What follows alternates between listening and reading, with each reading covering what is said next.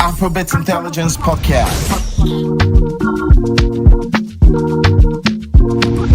Afrobeats Intelligence, democratizing African music. It's good to see you, brother. Yes, sir. It's good to be seen. I think this is the first time I have ever met you. Yeah, all of the jubasticulin, all of the... I think we've both been watching each other from a distance.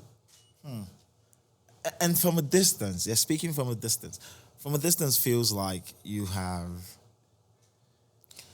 It feels like you intentionally stayed from a distance, that you've not really been engaging the space. You were not wrong. As in, it wasn't like it just happened to me that I've not... It's not like it didn't come out of the blue.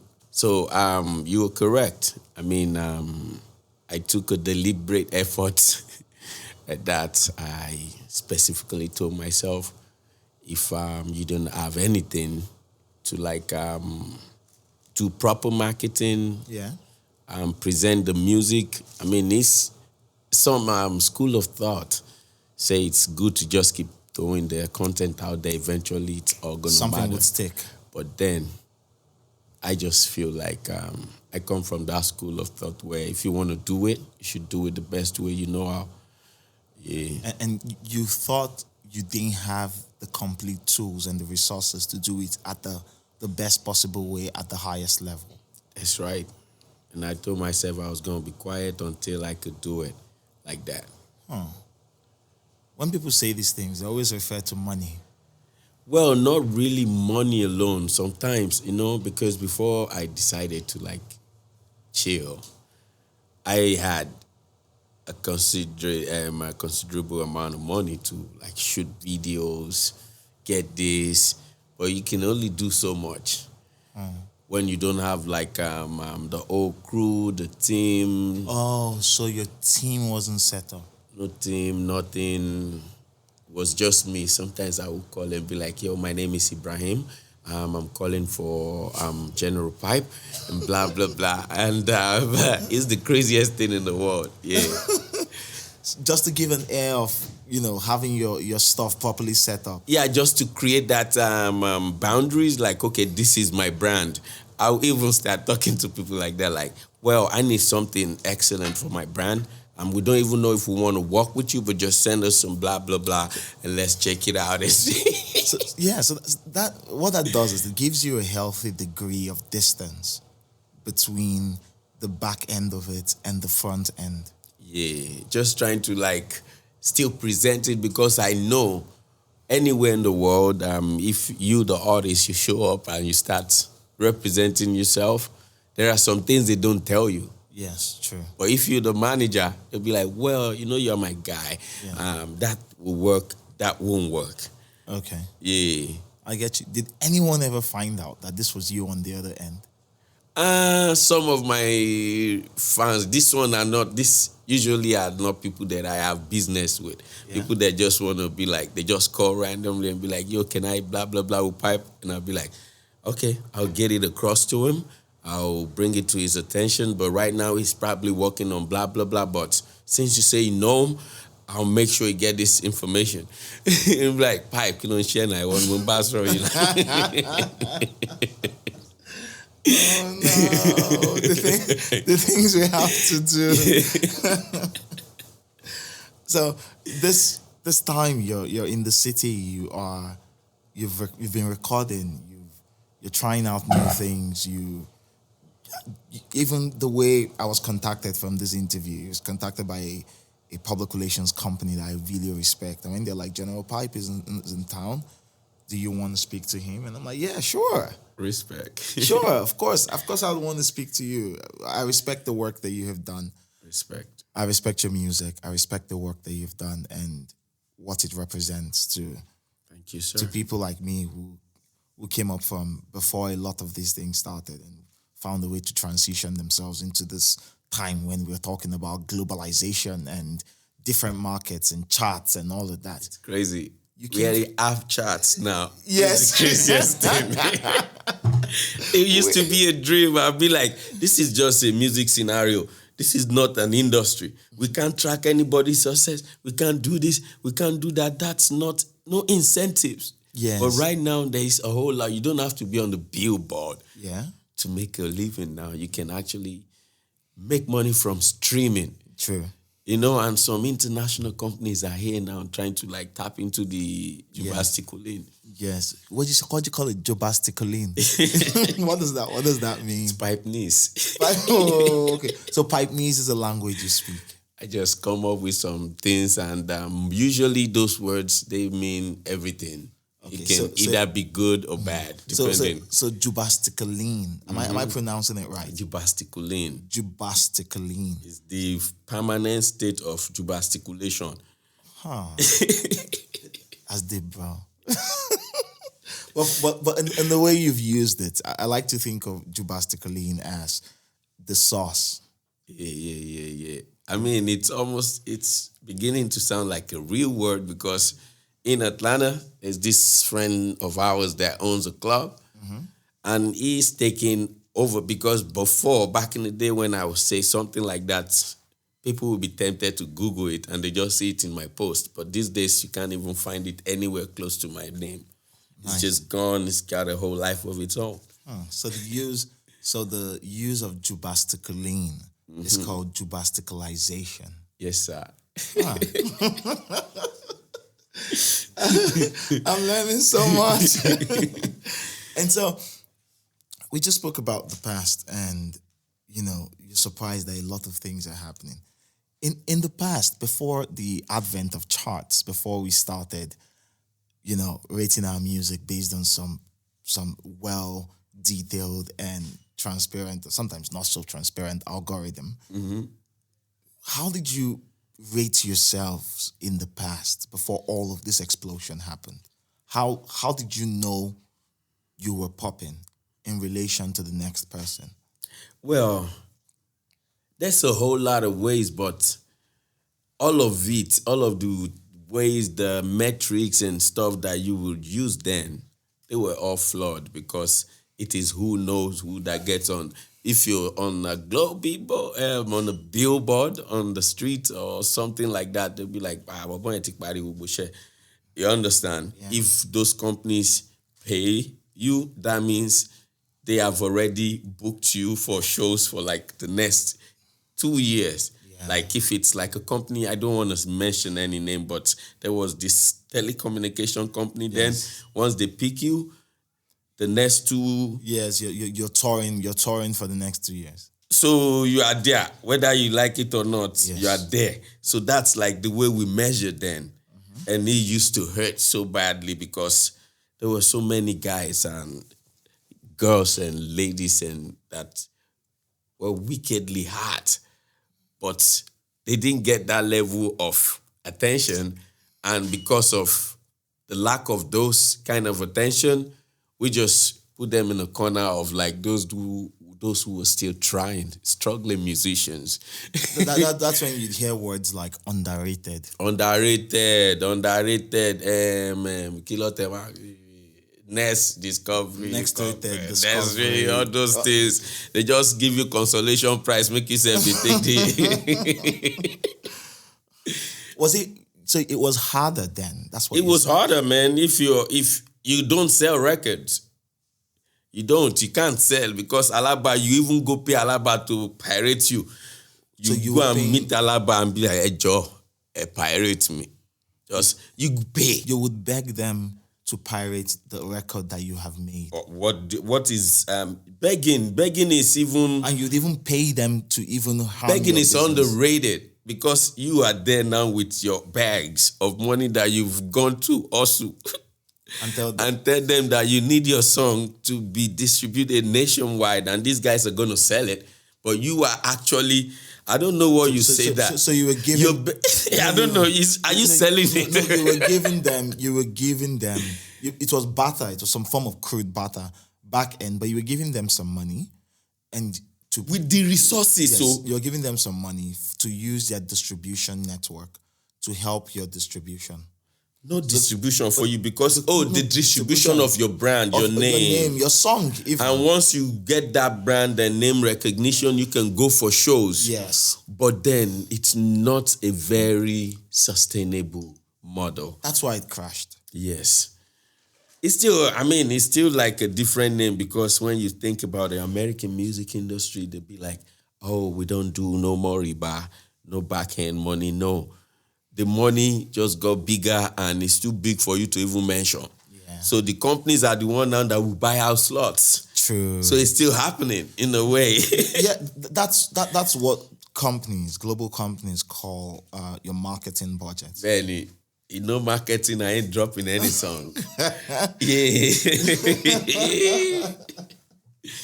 Yes, sir. And the ones who didn't have the money to play this sort of game where you pay to be pirated, they couldn't travel. Their music could not travel that far.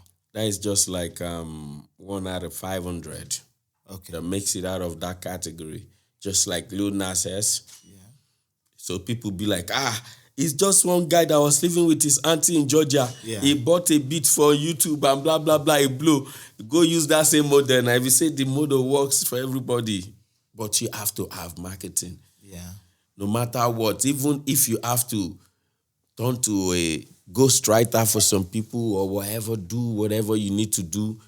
Because I love these songs too much. That's why I kept them to myself because it's like just cutting a piece of me and throwing it in the trash every single day if you don't have promo or people to support you.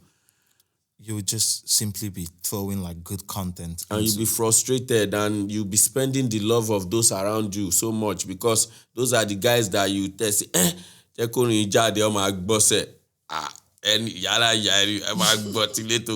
can't drop the song. And can't they call your friend one after the other. Tunji, which is supposed to be the other way around. Say, Latif, everywhere. Yeah. But everywhere no be by mouth. True. And sometimes they'll look you, they say, if you say easy, they talk say one thing, they say one thing. Why you say no blue? But no be by mouth. True. And some people go get the money saved, they no go even, they go put kerosene for their body, fire, no cash. True. So what would you say is the missing ingredient? I know, and this is a conversation I've had to have like online and in certain spaces. People would attribute this seemingly random way of people blowing. Some people will attribute it to something called grace. But do you think there's a secret in like beyond grace? You can also attribute that, but beyond grace, do you think there's a way the game should be played that if you play it that way, you increase your chances of success? Well, one thing we all know, like it resonated differently with you or to you when Bookie HQ and the people reached out and be like, yo, Pype is around and everything. If I'd found a way to reach out to you on my own, we probably would have found a way to make something work. Sure, of course. It'll be a different case if I had to now start looking here and there for all of those means. You probably want to come, but because, say, Bookie call you for Roger, and Roger is coming from the right channel, you respect Roger more and be like, okay, Pype, I get one other interview I want to do for VI. And when I finish, I'll see if you stop by, do your own. Because I really like you well. That is from the love. Yeah. But from your business point of view and from your professionalism and the fact that you wanna leave that stage of saying a random DM, now they take do and we be say you wanna start working with companies. Yeah. You want to prioritize that one. True. So not just that same way I believe, say, if you want to really have a break. Ashake didn't just start singing. Yes, he kept singing and singing and singing. And dancing. And dancing until he met a structure. Yes. So that is the secret ingredient. That's the grace of our dear Lord Jesus Christ. Finding that structure, Yes. that system, that professionalism, that system, and that funding for yourself. Champion, when I would travel out of Nigeria then, Yeah. for like promo or shows, when we get there and we were trying to give them the CD or whatever for the song, you know what? They would be like, oh, we got a song like 3 weeks ago. Whoa. That is structure. Beautiful. You know, the song is already in their system. They've been jamming, or maybe they just be like, oh, this is the general Pype package. We're going to keep it here. They have the EPK, you know, electronic press kit, Yeah. you know, get them, everything. If there's no, this one a business. It's not by talent anymore now. It's not by, they told me. You're speaking a different language there. It's not about talent alone. You have that talent awesomely, even with the money too. Even if you have the PR company, people, you still have to go into because they can't do everything for you. True. You have to work hard too. Yes. Give them what to push. True. Benny Ogami. So there are too many variables, man. Too many things to tweak, too many things to change. True. Too many buttons to press. Does it get overwhelming sometimes? I mean, no, just to think about it, Nisuru. Okay. Before I start sounding like I have been there, and I've done it, and I have sit down there, I am still an artist that is loved. In some levels, if it was some other country, I would have been called a super success story. But right now, I'm still struggling to get to that Jubastikulin. But I'm grateful that I got the people. So, for full disclaimer, that's what I believe. Okay. To get someone to the next level is not because I have done it and I have sold out arenas. That's why I'm talking like that. It's just from, full disclaimer. But you're speaking from your experience and your perspective. Absolutely, yeah. And very few people would say they have experienced success in this game, even when it was harder to do so. Mm-hmm. When we talk about, the history of our music, your name comes up continuously. And now you're seeking to influence the future. That's right, boss. So, you have every right to say the things you say. Because you've gained perspective. You've been in the game. True, boss. You don't... And so, that's one of the reasons why I am here, because I recognize who you are, what you've done, what you're doing, and I'm trying to buy into it. Thank you, man. I really appreciate it. No, it is what it is, brother. It is what it is. I mean, sometimes people ask for their flower before they give it to them, and some people just be like, well, if you give me a garden, so whatever, I really appreciate. I appreciate, the flowers. Thank you, man. Because some people wait till your day. But, I really appreciate that. Thank you, man. Oh, it's It's normal. So, you've also... you've come up, you came up at a time when people didn't know where this was going.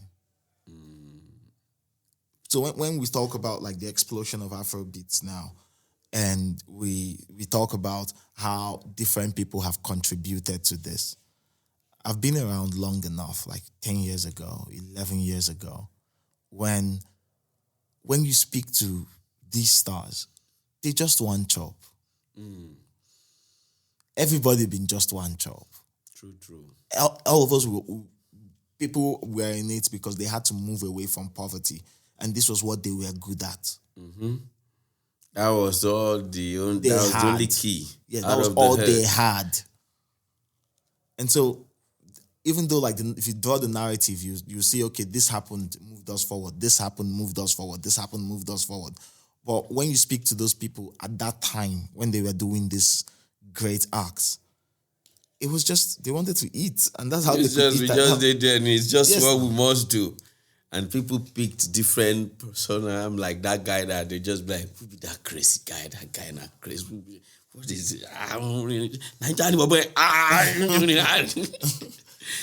You had dreadlocks.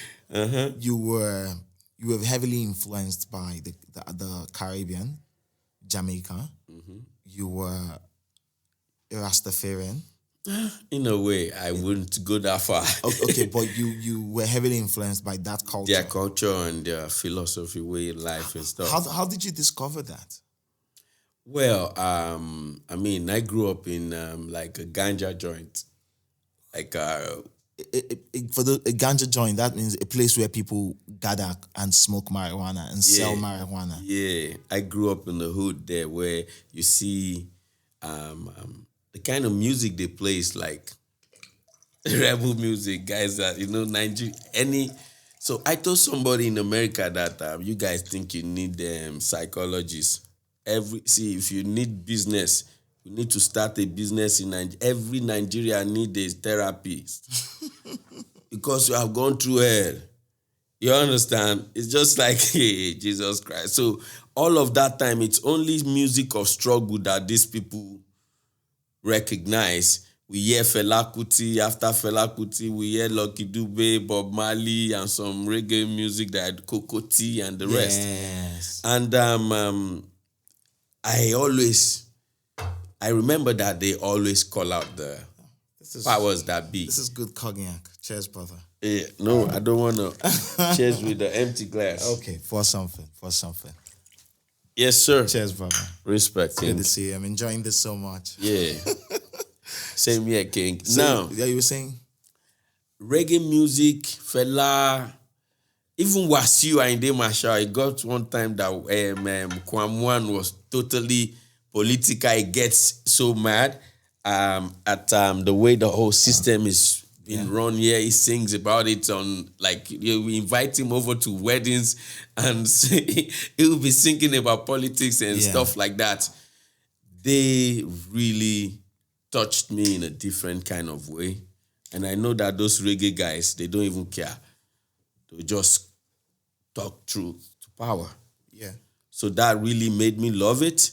If you check my the earlier tunes that I put out, Champion, like motivational vibe, songs of struggle and all of those, they usually come easily to me. So reggae music from Obalinde as early as early 90s, that was all I listened to growing up. Reggae heavily influenced us. Especially that generation. I remember... Where we influenced them too. Yes, we did. But in terms of... We had a lot of reggae artists growing up. Oris Wiliki. Mandator. Majek Fashek. These were pure reggae artists. Pure music people. Yes. And even when, Afrobeats, this modern industry started, some of our greatest songs were reggae songs. Like African Queen. I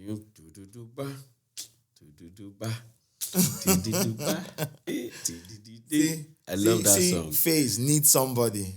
Yes, now everybody. So even then it was so crazy that the first Jamaican word everybody knew was rude boy. Yes. Bumbo clutch.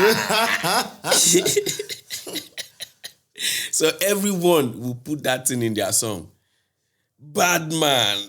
This generation now is bad man that they like. Bad man, bad guy. Bad man. I mean, this, that, bad man looking good. Yeah, bad man. Man, I tell them, say a bad man. You know, say, man, I tell them, me wicked, tough, rugged, angry. Beautiful. So you were heavily influenced by that culture, and not only in terms of the sound, but in terms of the spirit of the movement, in terms of their anti-establishment leanings, fighting the power, sticking up for the people. That noble ideal of, in a manner of speaking, activism in the music. Do you think even now and I know it was when you, even back then in the 90s, you were around during the military era.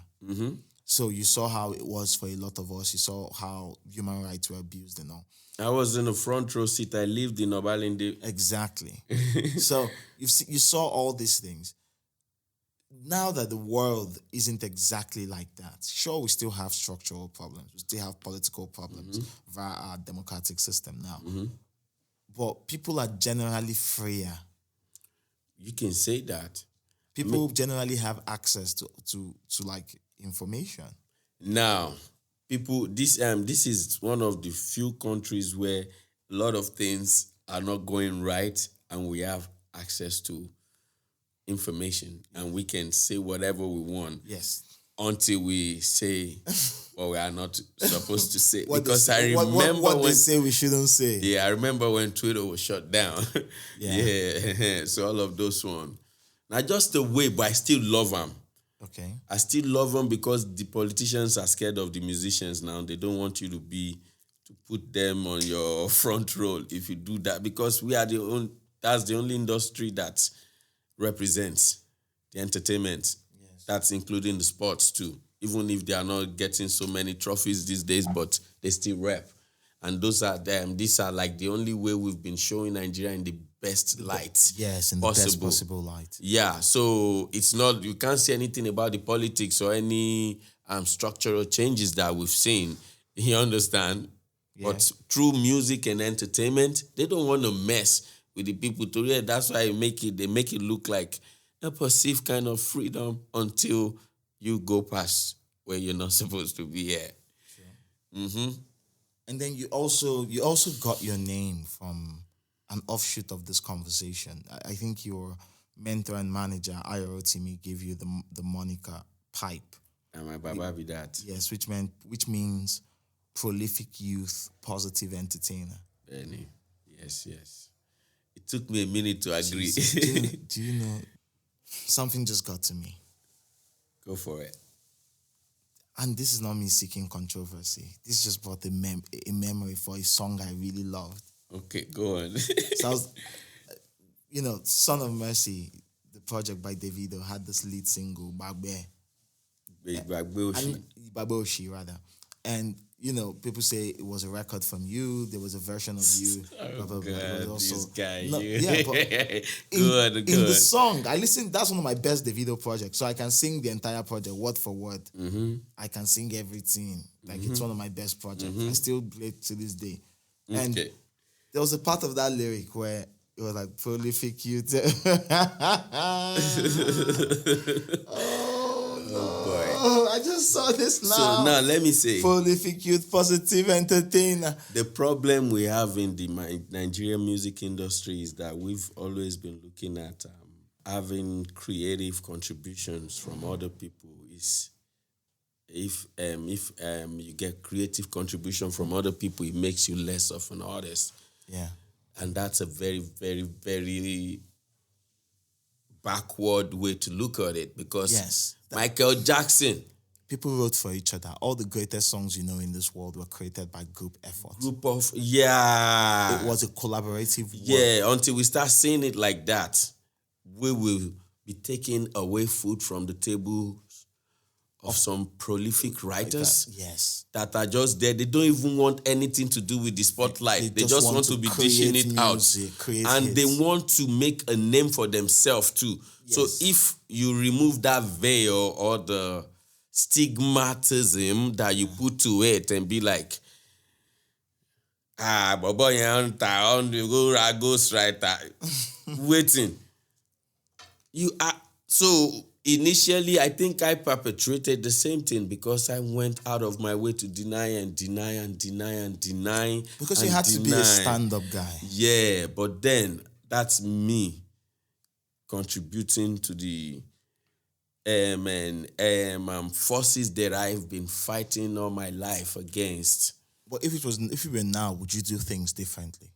If it was now, there won't be such a thing without them announcing. As I am like this, there'll be pictures of you and the artist working on the record. And we say, yes. Because now, it's more normalized now. It should be normalized. It's not something where people start feeling like, you feel like they give you a beat. See, this is how American artists work. Yeah. They give you a beat and you be like, oh, that remind me of Burna Boy. I should call Burna Boy, the Nigerian artist. I should call him. Yeah. He should come write on this. I need him to come write for me on this.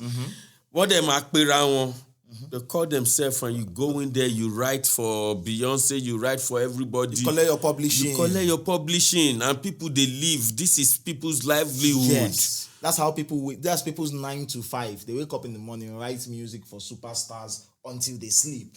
Wake up the next day and do the same thing. That is I their said life. then they like bus conductor. If for the session they wait, if they sing, you go they sleep like this. Jones, they would enter vocal booth, say, boss, what if we go like, oh yeah, whoa yeah. They just go say, I love that too. Before you know what's up, the guy don't do his own work.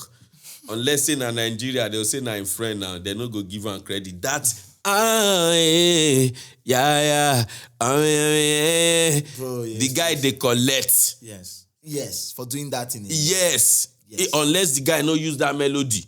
He no need word though. Some people for Yankee like this for studio. Now only melody they can't do for you. Yes. They'll just put the beat on. You go wear micro earphone like this, just close the eye. Oh yeah. Chimmy, yeah. Oh yeah. Jimmy, yeah, be jumping, yeah. Ẹlòmíì máa wá bá a fọ̀rọ̀ sí. See me as I did so, yeah.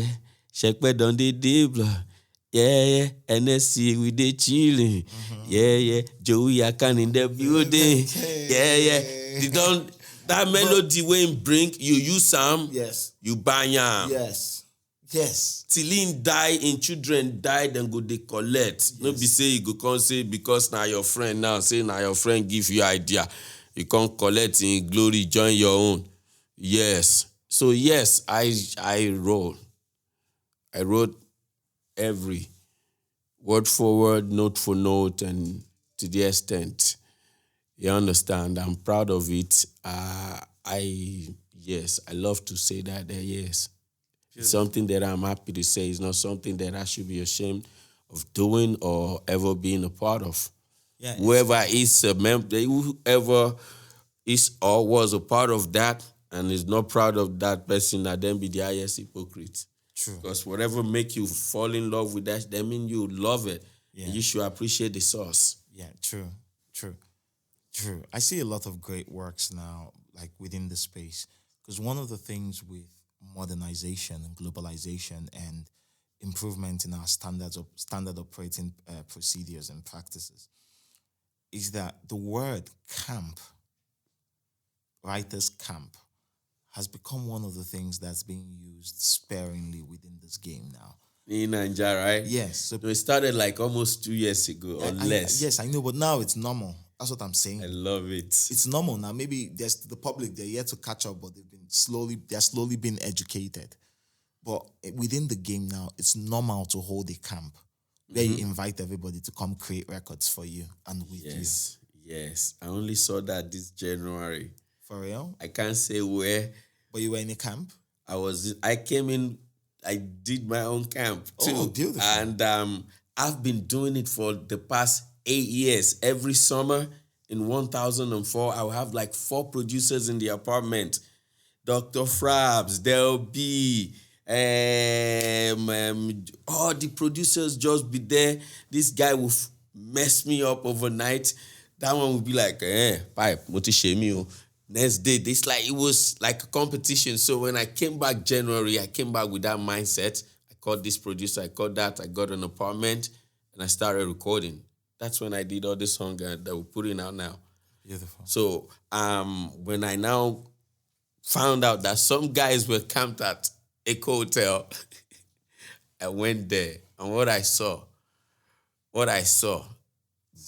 destroy my blockers. You understand? One of our top 3 or 4 African musicians will be Nigerians. Yeah. They for inside that place, and one of our top 4 of our top musicians too were there doing backup for the session. Like this musician finished his own backup for him. Big established musician. Yes, now. He get up, another person comes, sit down, say, go, yeah, yo, yeah. They did it for like 3 hours for one person's song. And that thing, I don't believe my dream. You bust your head. My dream. Finally, they see the boys here now, they do that kind of thing. And they see people, they build sets. Yes. To shoot a music video. Real set. Yes. They build sets. You know, that's what I did in America. Did you know? For real? I had no idea. Oh, so when I left, I had to go to school. I went to film school. Yes. I'm a union member right now. Beautiful. You pursued your education at the Georgia Film Academy. Oh, shit. Let me see if I can find the union card. As a matter of fact, this health insurance that I still have right now is from Black Panther. Whoa. My present health insurance that I have right now that is still going to be valid till 2024 is from Black Panther. Black Panther, the movie? Yeah, that's the renewal card for my union membership. Whoa. Did you work on Black Panther?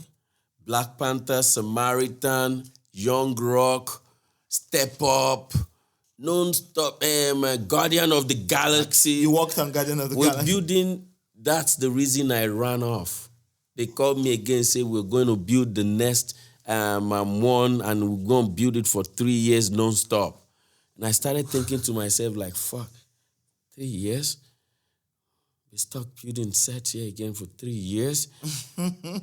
No, when you start sitting in there and you're chilling, you don't remember all that thing. You don't remember, you don't consider all of the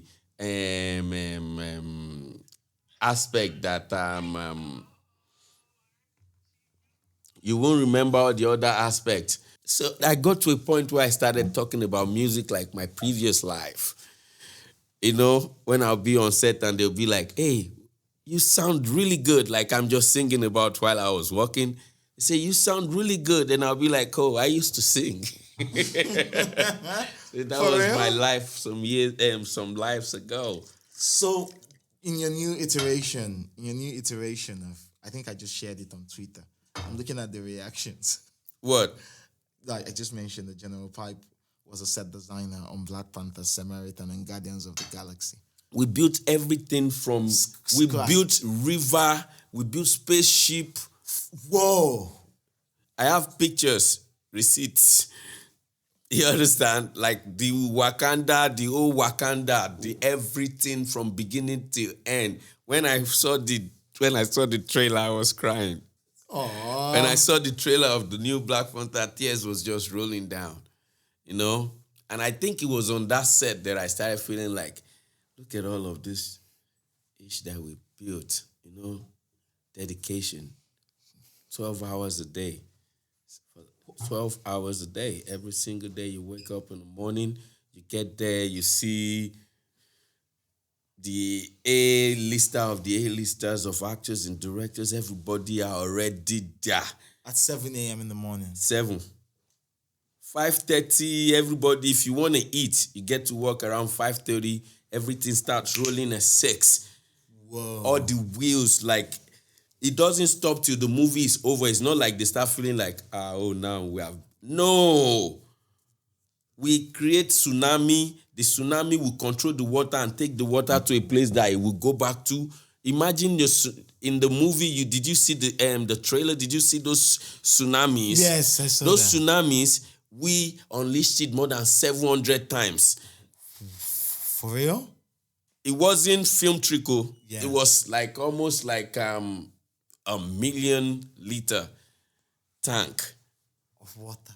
Yes. And we unleash it, see no Wakanda. As they go like that inside Wakanda, it go through inside another hole. As they enter that hole, machine they pump and they send them back to that tank. As the director, they say, okay, are we done now? All the crew go jump on the set, push the other waterway, no drain, back to inside hole because that place has to look brand new, like nothing happened. They shot for... It's just, yeah. So all of that, and that's what I was doing with my life. Went to school, put in work. I didn't even know I could still go to school. It got to a point that if I get 98 for my test, I started feeling bad, So you're, so you're telling me that the money you made from music and the fame and the money and all of the resources you gathered, Yeah. you used it to build a different life. I didn't, just not really. That old part of me it wasn't like I decided to move out of Nigeria to look for a greener pasture. Yeah. I didn't go look. I've always known that my green pasture is at home. Even if the world is going to pay us eventually, charity begins at home, kind of jubasticulin from day one. Yeah. When we left for America, it wasn't me going to, it was a family related issue. Yeah. We had to leave. Okay. Me and my wife, and we just had to go. She was needed. Whatever she is, I'm there. We married. So it's a family. We just him. So you made the decision to give your family a better life. Oh no. Or you guys moved together. I think Nigeria, we had better life in Nigeria than in America. Okay. Before everybody started, no, we had better life.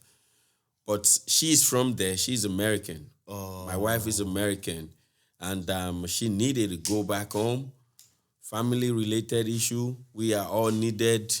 Bam. We got there. It is either I get to Uber, start working on Uber or Instacart and shit. So you started at these low-level jobs? I wanted to, but when I tried one time, I cried. Because when I got to America, you will come deliver stuff for me and I'll tip you $50.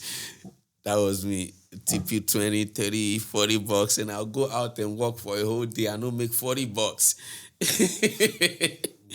Yeah, and I felt like, no, man, if I'm going to work or do anything, I don't want to do anything that will get me depressed. I want something that I will be happy to wake up to do. Yeah. I want it to be artsy in a way.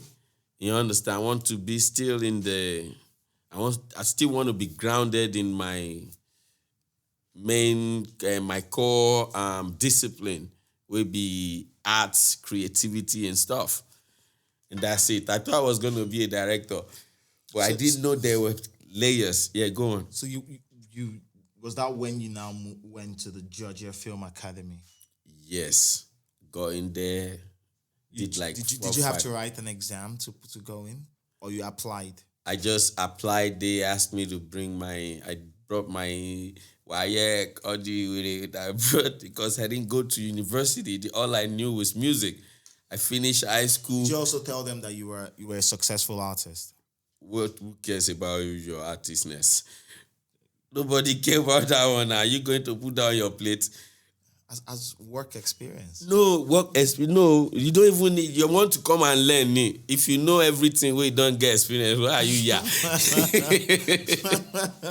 So basically, my mindset was like, okay, go to learn, diversify, learn, and be, and just make the best out of yourself. I just did, I could have gone to do more music courses and stuff, but I needed something that would give me paid yesterday. But this is beautiful. I'm looking at it. This is the motion. Yeah, Ayatsi, that's Ayatsi. Anywhere in the world, if there is any Hollywood-related issue. Bro, there is it.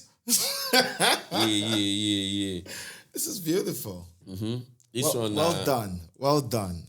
Well, I feel so proud. I lost struggle. Certain collect like 3 of those certificates and whatever. Studied the basics of like the whole making it. Studied the basics of building sets, set decoration, lighting, and all of those things. Yeah. But yeah, we're back to Pype. Mm-hmm. In all of this, while you were trying to set up family, steady family, find a new way to make sure like your life beyond music progresses well, what did you tell yourself to justify not releasing music, not doing something that your heart was in? How were you able to go through those days knowing that you just wanted to be in the studio, you just wanted to create? It was crazy, man. Shit. God. I would just be like, that's all I'll say. I'll just be like, Pype. Because they weren't calling you Pype. No. You were called, what were they calling you? Ibrahim. Ibrahim. And I've been in London for the past 3 weeks. Mm-hmm. I just got back. And God, I miss Nigeria. Nigeria get vibe. Charm. Nigeria is just the energy. It's home. It's just home. It's home. The energy that you feel here. You don't see it anywhere else. I had to stop recording. So when this whole thing started, my own boy, Cash Boy, it was like, yo, when I was in Ghana and I was depressed and I was down, all I would listen to was Victorious Man. For real? Yeah, that's what he told me. It's like, I would just listen to Victorious Man every day. Just listen to Victorious Man. And when I saw you, I'm like, yo, whatever I can do to get that guy to get back to the studio, that's what I'm going to do. I'm like, And it was like, I know you say they work for film industry now, so, but the day that you have now made up your mind that Pype, you are ready for Pype, let me know. You understand? I get you. Like a song that I did in the past created this reality that we're in right now. You know? My homeboy was like, yo, let's get Pype back out there. Let's just pull him out of this let's remove the old mystery. I don't care. Okay, let's start this thing. Even I just believe, say, it's still there your body. Somebody's like tempting me, is advertising me to myself. So you signed to, on March 1st, 2022, you officially signed the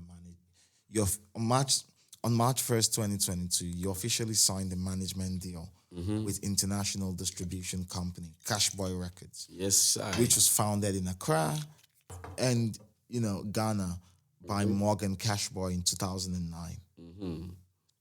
You also began working with Grammy Award-winning publishing and marketing agency, Creative Titans. Yes. Oh, those were they came in a joint venture partner of Concord Records. Yeah. So there's a whole lot of things going on, but they all stem from that declaration. Say, hey, Pype, wake up. What made you come back? That simple gesture of say, I know you're comfortable. I know you're comfortably making money in this film.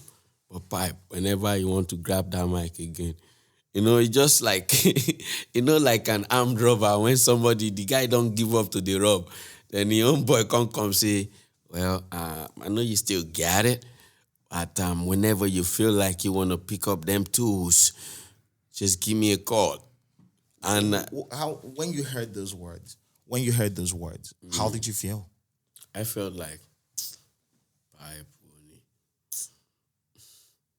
Pype, go Pype, J, Pype, Pype. I just go sit down there. That's me in my head, like, Pype. Like I said, I just be like, Pype. I was still going to do this. But the crazy thing is that I never stopped. I kept recording. That thing gave me a happy medium. It gave me an outlet to vent. The fact that I know And he wasn't saying it out of drunkenness, like say he was drunk. He didn't tell me that it was a serious. He looked you in the eye like a man. Yeah. And said, bro, when you're ready, something there. And I've met, if I say I've met people, I have. So coming back into the space. Yeah. Coming back into the space. What did you have to tell your folks at home? My wife? Yes. Was it easy? Was it easy? Oh, she's always been the one begging me. You know, sometimes I just be there. If she noticed that my energy is not complete, she just Google like, yo, Ibrahim, there's an open mic, blah, blah, blah.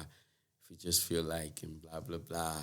So and she knows that I don't play. If I want to do something, I'm obsessive. You know, it is either I do it 6,000,000% or I just keep quiet. I just compartmentalize. You understand? So when I broke it, I told my son. First told your son. Oh, that guy and his friends bullied the hell out of me.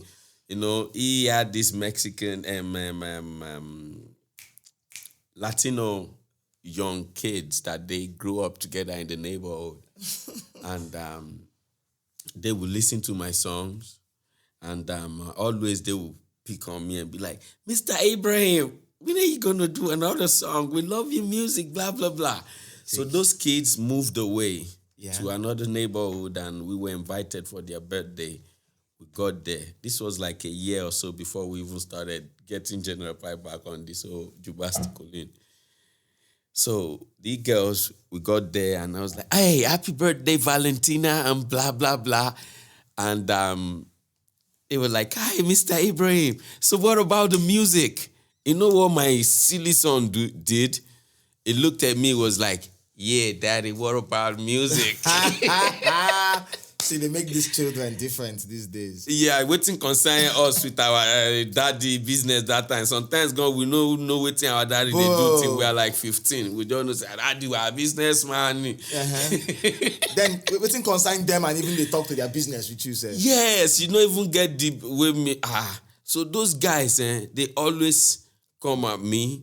There was even a day they came to the house and I was just freestyling in the studio. Yeah. And you had a studio. I've always had a studio, but if I sing one line I don't like, I delete the whole song. I get mad at the whole room where the studio is for like 6 months. Say, see this one where they work hard for now. They sing this kind of weak line. So I was my own. There was nobody there. No little to no friends, because even the friends, your best friend might live 3 doors down from your house and you don't see him for 6 months. So my anger, my happiness that they talk to this guy a lot. That's why you hear me say Pype. You understand? I'm super grateful, man. Part of the reason for Blessed and Ready, when I see like people like that, you know, Cash Boy and we bring Dio Jubasti Kulin. Man. Yeah, man. It was awesome. It is awesome. And coming back into this world, you know, saying you're going to play the game, you're going to play it at the highest level as you deserve to, and you're going to play it with not just like with a structure, and you're going to play it right. Before, when you think about when you were making music now and how you did do it now, what is the difference? What differences can you see? Well, for a starter, I know that I definitely know what I want, and I have the best kind of team you can ever work with, because a team without communication is just like a bunch of, power is nothing without control. Yeah. So there's a whole lot of control, there's a whole lot of restraint and everything that keeps me grounded at this point. And that champion era, I think I was just so much in love with music too much. I refused to see the business part of this. I know that they should be. I was angry because I felt like it should be so structured. You don't have to think about the business part of it. Yeah. But this time around, there's the business part of it. There is everything is just different. It's not like then where you just be walking in the dark. Yeah. Like champion era. I was young. I was so amazed at the response of the people. I didn't expect that. You understand? I just knew that I was giving you what I considered one of the best. I don't know what you got. You can't control people's reaction. And when I saw the old champion, that I couldn't even sing my own chorus at the show. When we get to the show, all I have to do is give them the verse and the crowd will handle the rest. Yes, just let them do it, or else you just be like, you find out later when you watch the video that you should have just let them do their thing themselves. Yeah. So it was a different thing entirely. From this angle, sometimes we record the songs and we see the market we want to sell it to before we even start recording it. We structure out the song. For real? That's the plan. Like, there's a song called Clear Road. I think you heard it earlier, but when we were making it, we made it specifically for the Nigerian and the African market. You understand? And there is another song that we cater into other markets just because there's structure. Structure, na be the cocoa. Without structure, you are just demonstrating alone. Just a demonstrate. You're just doing your thing and you just a Jones. Just a Jones. If sometimes you can flukely hit a ball with that, but if you really want to do business, you do it like business people. Business people don't just put their money.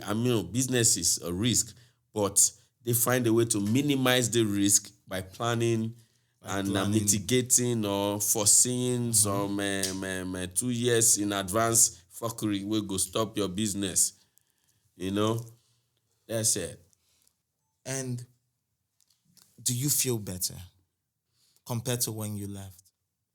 I feel like I have an expo. You understand? I feel like I have a cheat card. You feel like you're armed with information. Yeah, like you have a manual. I used to be scared of silly things that you can't control. But you get to a level and you just just be water. At this point, I'm water. I used to be like stone. I used to be so rigid. I used to be like trying to stick to some script. No, man. People don't even want script. They want you, real you. Yes. They don't want any script. They will sense it. Some people can smell bullshit from 6 miles away. Some can smell it 7 years in advance. It's time to make money. Let's make money. Come to the table. Let's bake this bread and start cutting it. All the people bring all the jubasti cooling cough over our sharing. Yes. So you think it's easier for you to do this now? Well, in a way, I wish I was harmed and I took a little bit more into just chill a bit when I was younger. Yeah. I wish I had this this mindset and my younger ginger. Yeah. But it hasn't even, it's like I was in a stasis. Yeah. I've been in some kind of stasis that I didn't age. Sure. It's like I got trapped in a machine somewhere and God Almighty just protected me from any jubasti cooling that can destroy my journey. Yeah. And when everything has been, everything subsided, it's like, okay, let's go. And the industry is ready, they world, and we have some creative minds here and there. We have critics, we have people like you that are, you see now, your flower. Yes, now. I did my own research too. I saw one video, you were mad at everybody, like, you think your life has gotten to one level that you don't like Afrobeat. Your taste. See, I love that thing. When I saw it, I loved it. I do this for passion. Respect, man. Thank you, I love doing this. Thank you, fam. So did you enjoy Hollywood? Well, up to an extent. I mean, it's not like Hollywood, because we were in Georgia, so we call it Peach. We call it Peach. What does that mean? Peach. Georgia is Peach City. And back in the day when they would shoot in LA, they call it Hollywood. In Georgia, the government gave the filmmakers like some tax incentives. Like if you spend over a certain millions of dollars, they will return a certain money back to you for investing in the state. Yeah. Because all of the film crew, most of the guys are Georgia residents. So that's job provision. So if you provide a job and blah, blah, blah. So I enjoyed it up to an extent, because you can only enjoy it so much because I've tasted other forms of art. And I know that I have one that I have a cue that I can create. I can form. I can join. I cannot join a cue or a line. I don't know how to explain that. Like, I can actually form my own cue as against to go line up behind people every day by day and trying to, like, help some dreams come true while I'm starving mine, So that was the aspect that removed the beauty of the fact that you just wake up in the morning and you run into Sylvester Stallone, or you see Angela Bassett, or all these guys from Wakanda. Or you just wake up, you're at work and you see extras coming in and it almost look like Oyinbo Market. Like, seriously, even with all the goods that they sell at Oyinbo Market, clothes, dry fish, atarodo, tomato, mango, oranges, everything, with different tribes, with the accurate outfit. Yeah. That thing, you just get to work and you just have goosebumps. And some people will one day funny in their own white style. They'll just be like, that must remind you a lot of home. They won't come in a shady kind of way. And I'll be like, absolutely, but usually we don't even appear like this every day. When we see people come dressed like this sometimes, we stand aside and look too, because they even put all those masquerade and everything and they just say, ooh, that's a real African experience right there, Ibrahim. I'll be like, yeah, when we see that, we are excited too. We give them money. When we see masquerade come out, it's not like every day in Nigeria you see one guy get dressed up in his masquerade and is on his way to work. That's how it is. So, yeah, I enjoyed that. I enjoyed Hollywood up to an extent. And in what way did you feel? In what way did you miss home? In what way do you miss home at all first? No, the question is, in what way did I not miss home? Okay. You understand? I saw a lot of great stuff that I just wish I could just carry and come transplant in my country. Yeah. And I know how creative and resourceful my people are. If we can just know the fact that these Hollywood guys, they are just as confused as all of us, but they just bring the best of the best minds. If they think something in this shot might need a little bit of physics, they go bring a physics professor and the guy will come in and just break it down to you as a filmmaker, and they will apply it to this movie. They mess with your feeling with light, with the way they set the light, the way they present, put the camera, the kind of frame they put the actor in or whatever. They just, if my people see all these things, it makes me feel like, if Nigeria knows, say, the reason all this movie look exceptionally different is because this guy spent almost like 3 years building this set. it will be awesome. We can probably be putting out like only 3 movies or 4 movies a year, and it will break bank, and everybody associated with it will make more money than doing 100 films that's just like the same. Yeah. So those are the awesomeness and things that I wish I could like. Those are like my own takeaway from like my film days experience or my film chapter. So in Nigeria now, do you think you'd want to contribute? You know, like we had a conversation earlier where you look at the work created by new cinematographers in the music space. You look at things from people like T.J. Murray, Damola, and a few other people. And things like building sets, things like designing new realities for aesthetics and then visual value. Don't you think you'd want to be a part of that? I would totally. At some point while I was still in there, I had like almost 500 prop maker friends. The people that build the sets, they call them prop makers. Yeah. Like everything you see, you can touch or perceive. The guys that put it there, that make the actors feel like they are in the zone. Because those actors, it's not like they are just too good. They are presented, they are given an environment to actually believe the story they are selling. True. You understand? They too believe them based on the surrounding where you just enter. Like, so there was a day I went on a film set, Greenleaf on, what's Green? You know Greenleaf? Greenleaf, yes. Yeah, that Christian. Yes. So we were shooting another show on the same set they use, but once they are done with the season, they just pack everything, put in the corner. I went into one room there and I saw plenty Rizla with prop weed and everything, and I just shook my head. Then was the weed smokable? No, it's just prop weed. You can smoke it, but it's nothing.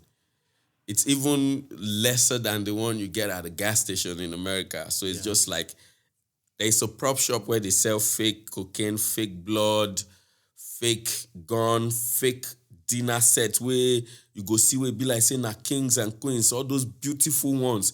They are not real food.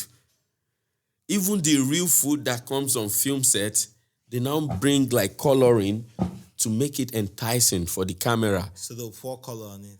Yeah, then go paint them. Where? Correct. And if you need steam, you say you want me the sheruku brew. You carry like towel, normal towel.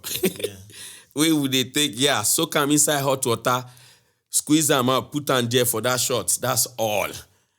And be the whole steam, but you don't see you understand? Some old show where be say you go see them where they watch where your blood cause wound. It wasn't like all of the set no past this place where me and you dey. Now just perspective on a different days.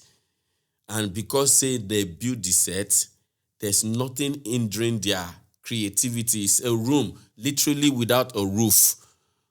They no get roof. The roof where them put there na light and flags. Yeah. Just flags and light. The light now, if they won't create, then that's Captain America.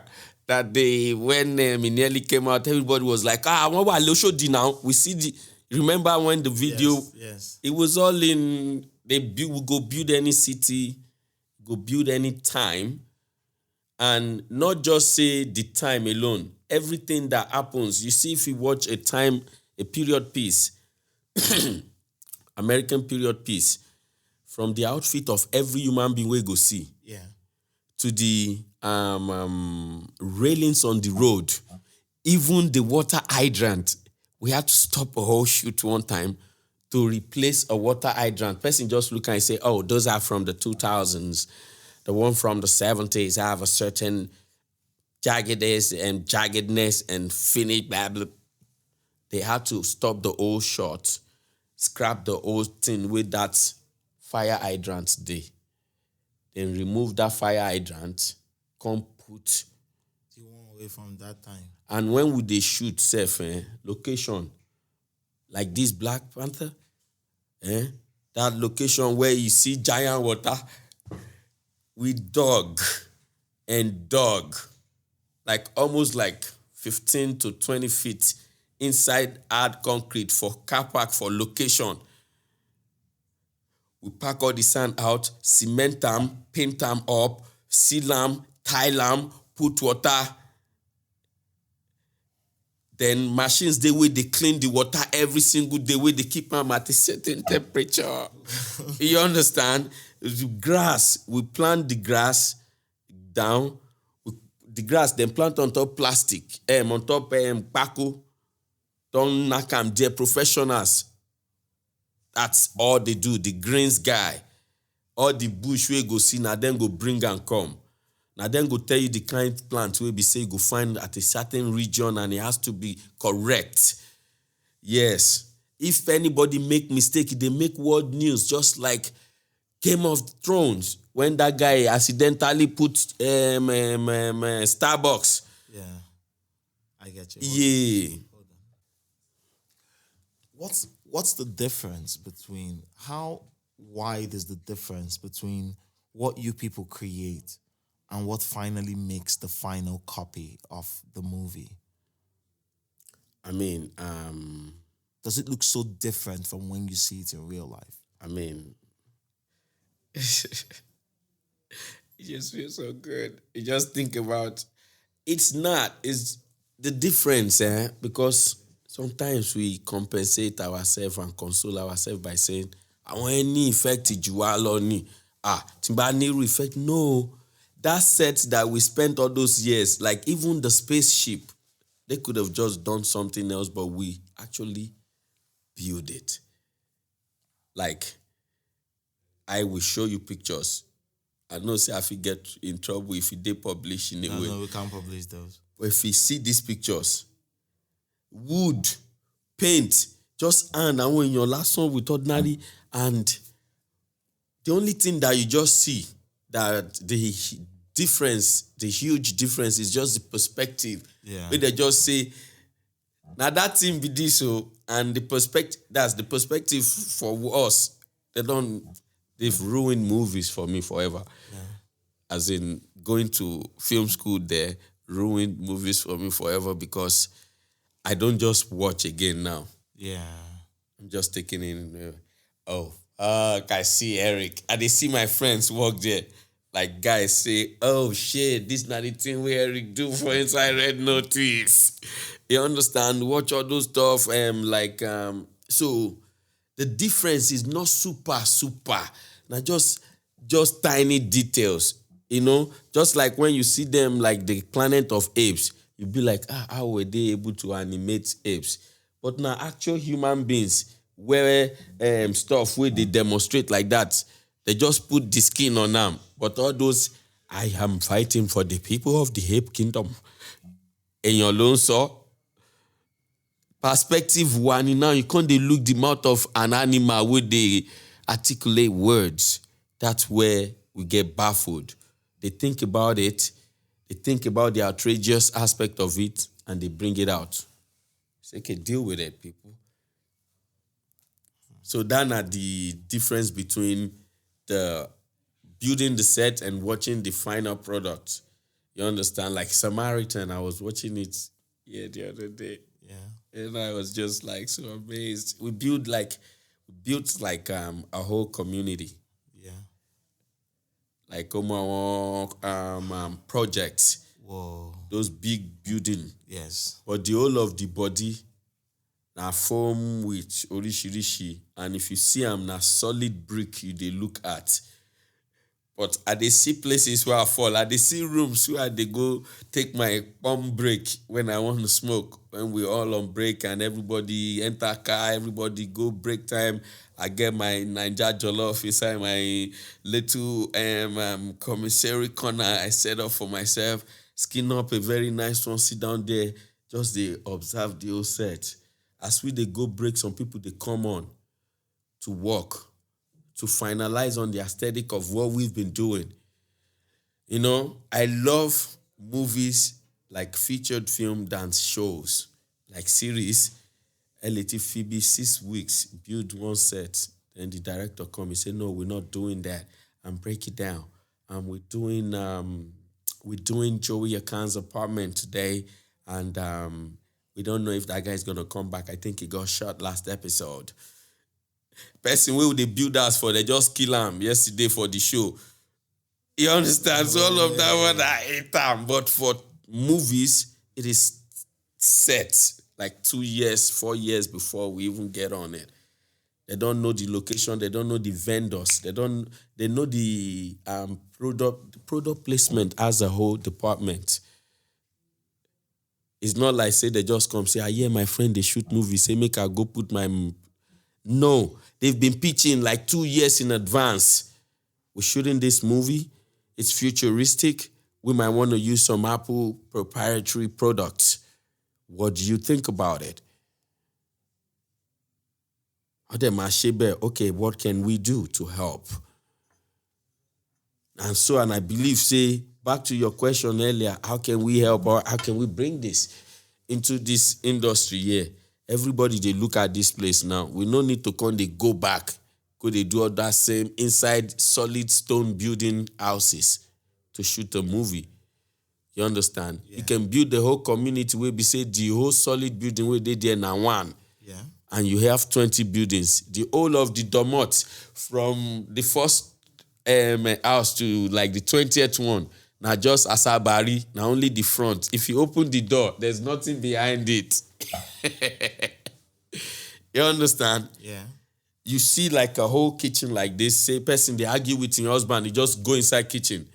Inside that kitchen, there's nothing there.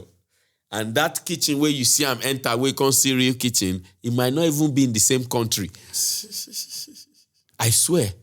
Sometimes person where you go, they talk to like this, our conversation, the reaction shot where them go show of you, we are not even in the same city. Yes, you're not together. Yes. But I go act and I go interact with you as we they talk like this, like that my brother we did there on our side. He go they read your line to me and I go they follow you argue. But I told you, you gave me your word. You said you were gonna be there and I counted on you. You said you got my back. Yeah, man, but nobody did there. They follow you argue. Just there by yourself. You are there to do your work. They've set up the mood, your location, the set, everything. You articulate. Now, off with film. I'm done. I get you. Well done. Yes, well boss. Done. Well done. And well done for finding a way to find something else that you can love. Mm-hmm. And see that passion, right? Yes. I just forgot for a minute. Look at me. Yes, no. But it is what it is. Because for you to do anything and to do it well, it's the passion. Yes, sir. Yes, sir. So, well done. Respect, boss. Respect. One thing you're famous for, and this is something that I cannot have a conversation with you without bringing it up.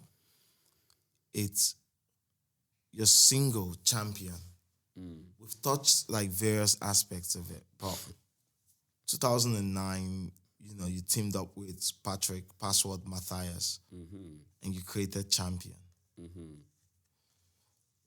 How does it feel knowing that you own a record that's important to to generations of African music lovers? Champion. It's just wild though. It took me a while to fall in love with Champion because when we did that song, I had other songs that I sang, my R&B vibe. I was so proud of myself.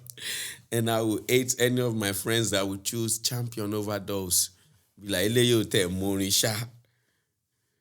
Then when I started listening to what I said myself, some of the things that I said started coming through. Champion, I will never be, I don't think I will ever. I'm not trying to. I stopped trying over a decade ago to recreate something like that. Champion. Well, thank you, Nigeria and Africa. Yeah, because without Nigeria and the whole of Africa, I wouldn't understand what the song meant because creating a huge song is not like there is a recipe. Yeah. It just depends on who it resonates with, right? But that was my mindset that day. And it means the whole world to me that it resonated with as much people as it did. You understand? Or does. Because sometimes it's still tough, the new singles.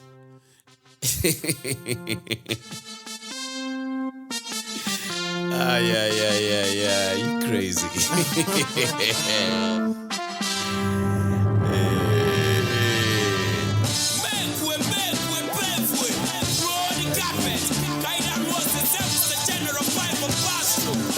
Champion too so heavy, yes.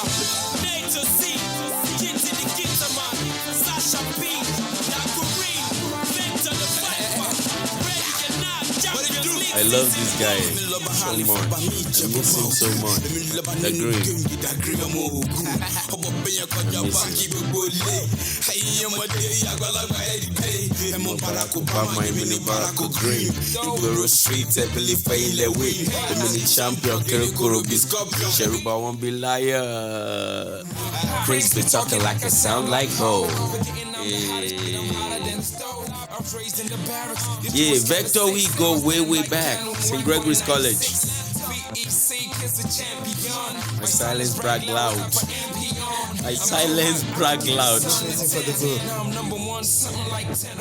Divide that. I am a born champion. Unique and be special. You are a born champion, yeah. We are the born champion now. This is a song for the champion. Champion like the same old kid. Guessing swagger and channel old folks.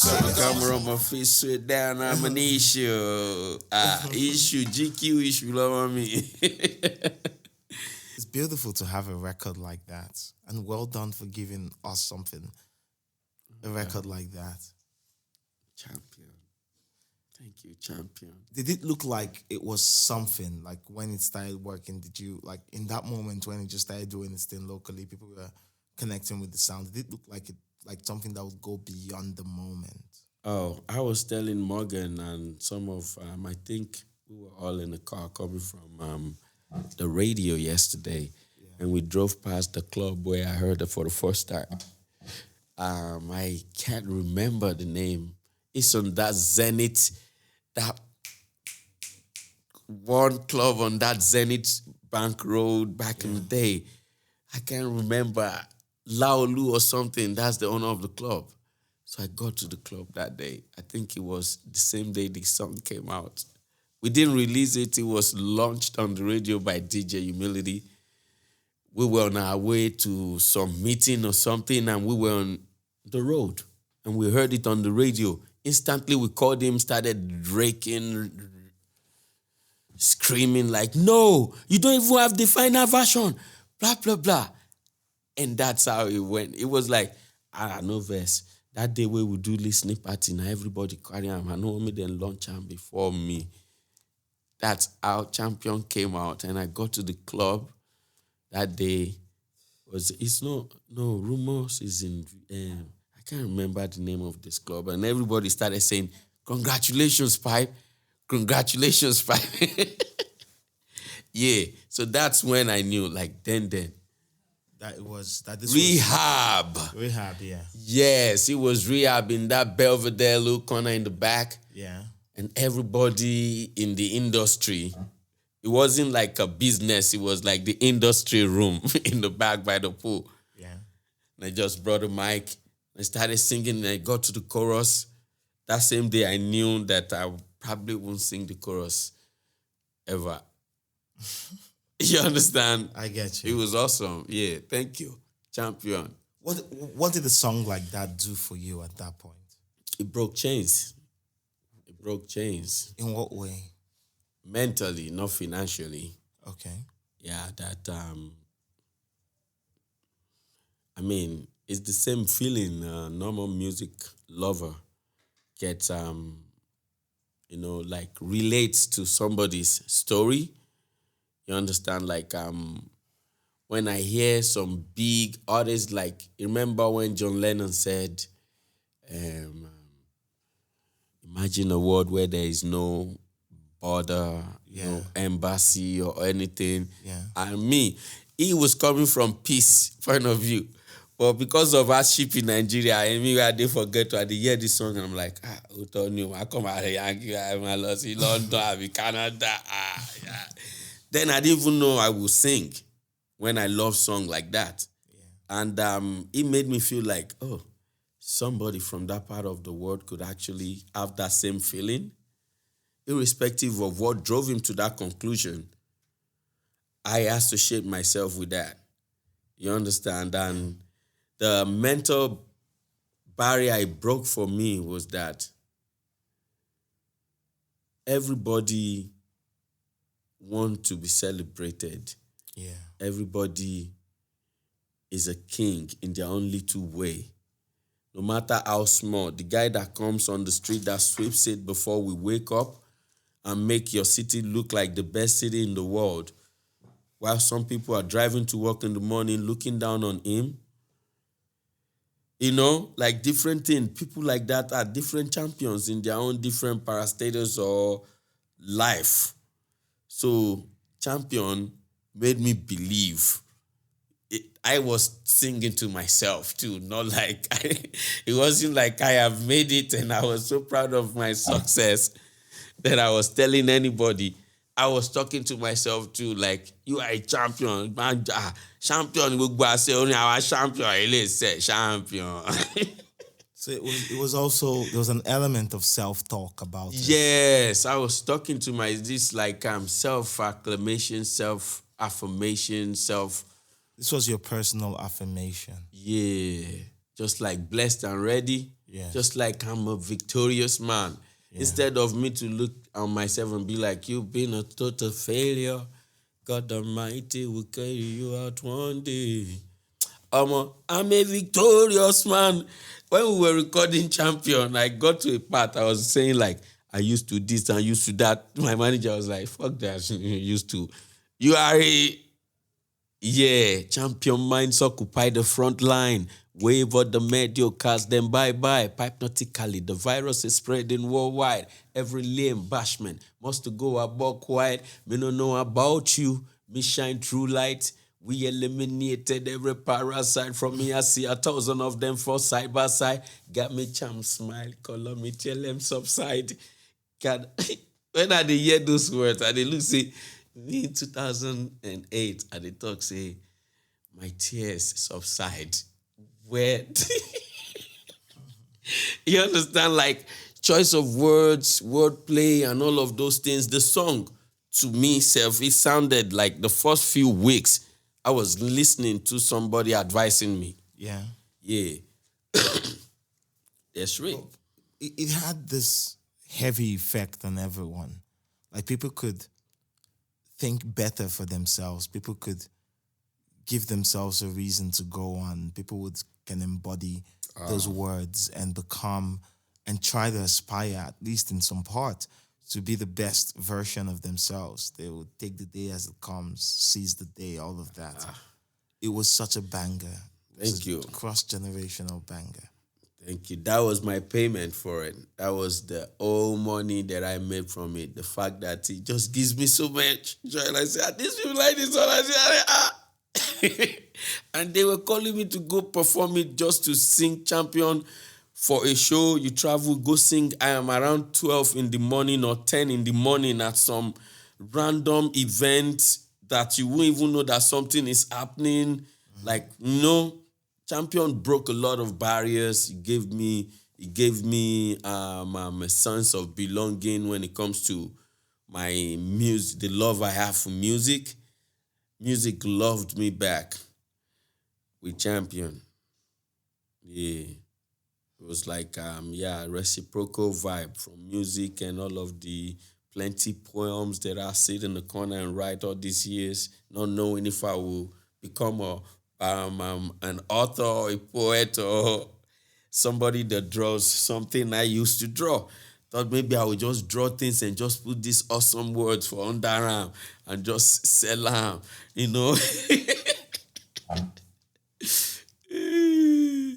Shades knit.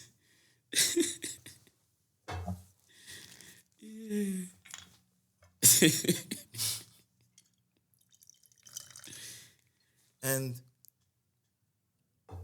well done for having a song like that. Thank you, sir, for appreciating. Does it feel? Do you feel any sort of weight, like carrying that, like having that? Does it feel like Does it? Like, how do you consider it? Is this such a weight? Do you? Is it something you try to aspire to? How do you carry it? Knowledge of that. I didn't grow. I did not grow musically until I know that you don't recreate. Okay. You just evolve or die. Okay. You understand? There was a time that my mindset was like, champion. I to know what champion, but seriously. I bask in that feeling for like, say, 3 or 4 years after champion, and I grew out of it.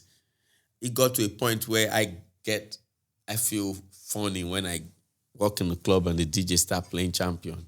Because I know the tempo they were on is totally different. I was vibing on the tempo they were on, but just to make me happy, they just jam champion. Sometimes I'd be like, I could need you now. Champion the Sierra. But I'm still grateful to God that as we speak, it's still doing numbers. You understand? We lost Spotify for artists right now. I don't think it has ever gone below 3. Number 3 on my top stream sounds for more than a month at a time. After like a month, you'll be like, okay, back to the matter, champion. Yeah. So it's just there. Let me appreciate it the way it is. It wasn't like something that I went out of my way. It's just my mindset at that point in time. And I am like as grateful as everybody that loved the song to have been associated with it. You understand? Yeah. Like every fan that love it, I appreciate the song as much as they do. That way. Yeah. Beautiful. It's one of my favorite songs ever. Thank you, sir. Thank you. Thank you for creating something. So you talk about evolution, and you talk about evolution, you talk about the place of dynamism, how you have to keep moving because everything changes around you. Mm-hmm. Everything changes and you have to change. Mm-hmm. You have to stay liquid. Yes. Stay liquid. Yes. Yes, to sir. grow is to change. That's right, boss. Mm-hmm. And in a space like this, how was your experience first having to retool your art, like to be a dancehall artist in a market that I don't think was really appreciative of that? Mm-hmm. Yeah. I decided to, like the people from other countries, when you get to America and you want to sell your country food, you tone it down a bit. You keep your core element. You now find a way, you find a happy medium between like, this is you selling out, this is you keeping it real. So it's like a balance. I tried so many years to find to strike where I tried to find that balance. And when I realized that all the stuff that I'm trying to be is who I've been all my life. If it wasn't for my big brother, I wouldn't love American music. I would probably be a Fuji musician. But I knew I would be a music person. Yeah. In a way, I love Fuji music, but my big brother always loved Mary J. Blige, Voice to Man, New Edition, The Vogue, Johnny Gill. Okay. You understand? All of those guys, they will play it. I'll be like, they like him too. That's how I fell in love with that. I was going to be like Fuji musician or something. All through Lagos Island, I used to go to Fuji Jump and just watch them do their thing. They feel me? Yeah. But then, when I fell in love with this old skibori-bori, And I now started looking I don't know if he was looking down on the style, the kind of music that I grew up loving, because say people put me on this pedestal of General Pype, Yala ya dancehall king. That totally just shaded all of the creative aspect of me. Even my name said I'm prolific. Why will I be rigid? Yeah. You understand? So I be Yoruba guy. On a good day, you will hardly hear me speak English. I am just my typical Yoruba self with my brothers. Even the raga stuff used to just come out when I close my eyes and I'm ready. Well, by the time it come upon the place, never trace no bagger could touch this game. Fire, but no felly. You know that kind of thing. Yeah. That's when it comes on. It's not like I just be like, say, yo, when I tell you, say, from now to the end of time, you're going to be a Jamaican youth. Me not speak no English, no Yoruba, no Pidgin English, no Igbo, no Hausa, no. And when we go out, all those guys that are inspired to do dancehall music, they see me like, yeah, man, at the General Pype, that the dearest man about bombish. You know, I was a kilo shell, and I be like, Jack, kilo shell, and General man, me need you to start speak that thing, you know, the lingua patois, that timid bit, you understand? So why can't I be like that with my music? Even if it's going to make the people that I supposedly love so much, which my Nigerians, I love my Niger so much, why wouldn't I be able to infuse a little bit of me? It's not even me selling out, this being real. I be Yoruba guy. My last name, Namaje Kodumi. Very cheesy fucking, yeah, I did that. Then I can't do like one kind restrained, trapped in a box just because people say they love the dancehall aspect of me. You know, I will always rep where I know if you change my last name to waiting have you TikTok, imagine go to me in Patra first. You understand? Now my last name be my last name. Yeah. So that aspect I had to evolve. Evolution for me was going back to my roots. Okay. Which is appreciate the Yoruba aspect of you. I still have world-class tunes recorded like every day.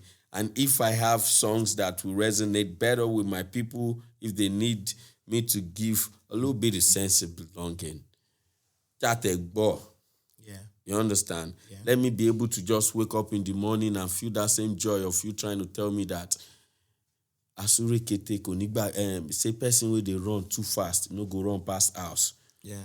And the guy where they drag for road, you know, go die for road. Say, now also now intro all of us for street.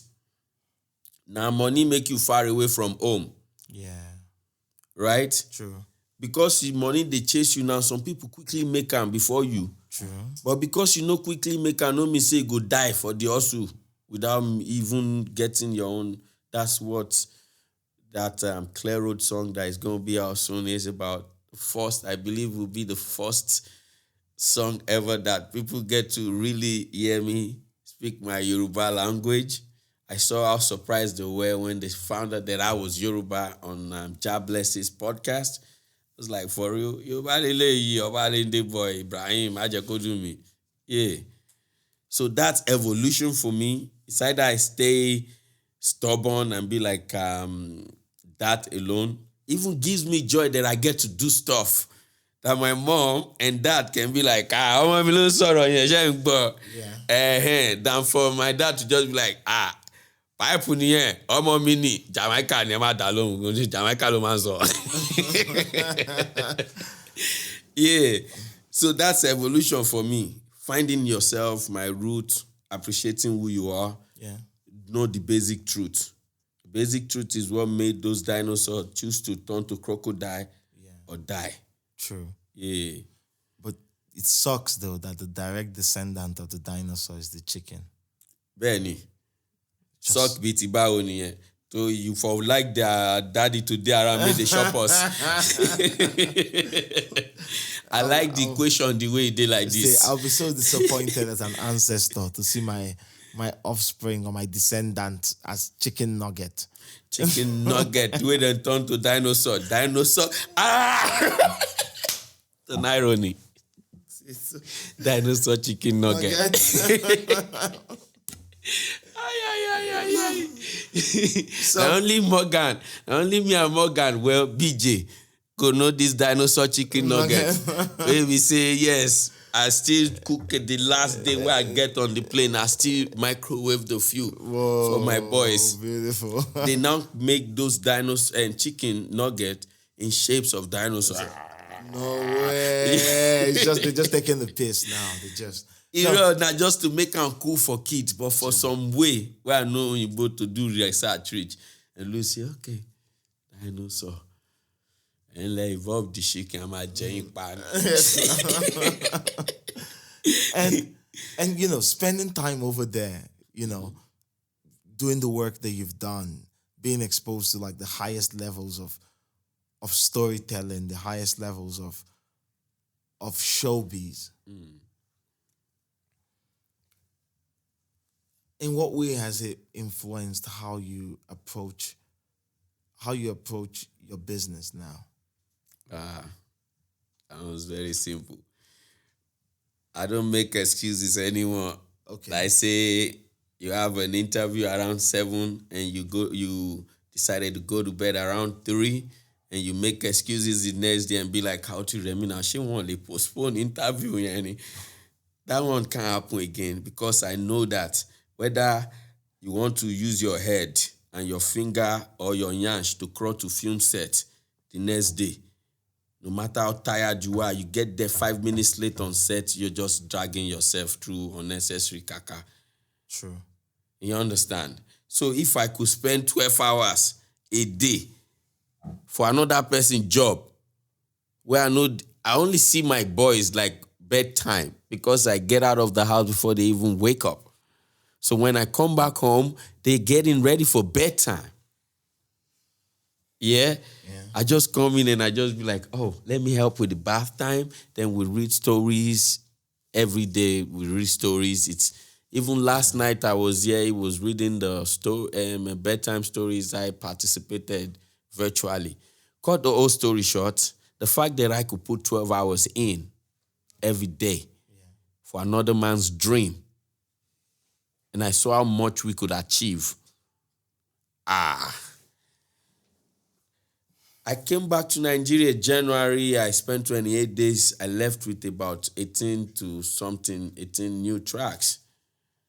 And I wasn't satisfied with all of it. I was still mad until I got home, back to ATL, and me and my people sat down. We started picking, like go Yaba they look for.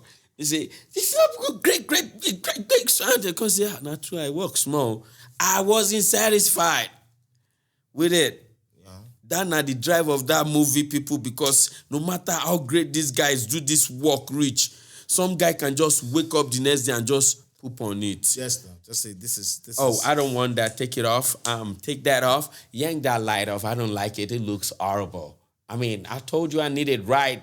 And you don't even care about the guy demeanor in person, in whatever. Your boss is your boss. So right now I work for General Pype. I'm a staff at General Pype.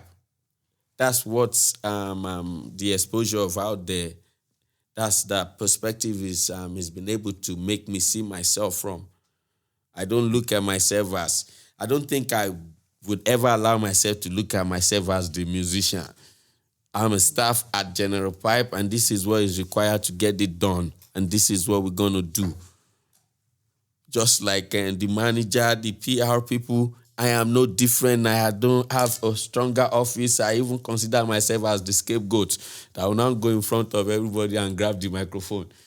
But I love it. You understand? I get you. Mm-hmm. So your new records, they're inspired by a return to your originality. Yeah, man. Originality, appreciation of where I'm from, plus the fact that popular demand. The whole world loves the sound from Africa. I am African. I ain't got to go learn or pretend or be anybody else to be African. It's just my default setting, you know? So that's, basically. There's a whole lot though, not only Afrobeat. And with what you're working on now, you've made changes to what you're working on now. You've made changes to your business. You're signed now. You're working with different groups. You have a globalized perspective of business. This time, what's in it for you? What are you, as a person, what are you seeking?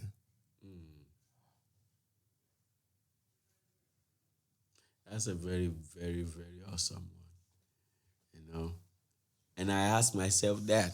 I'm glad I asked myself that because right now, I just be looking.